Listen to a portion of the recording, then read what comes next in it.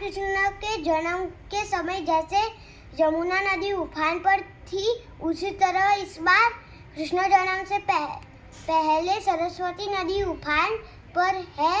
ये है प्राचीन तीर्थ का माधवराय मंदिर जो पानी में समा गया है।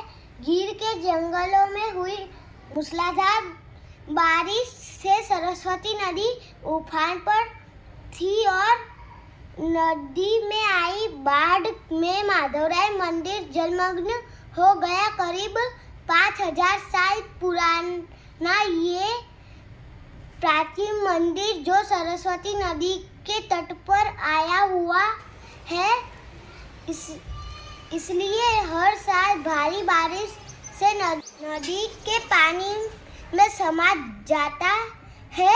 माधवराय मंदिर की इतिहास की बात करें तो भगवान श्री कृष्ण ने पृथ्वी तर्पण के लिए यह आए थे और तब से यह सरस्वती नदी में विराजमान है। लोग यह तर्पण कार्य के लिए आते हैं। इस मंदिर में मोक्ष पीपल का वृक्ष है जिसमें लोग के बड़ी आस्था है।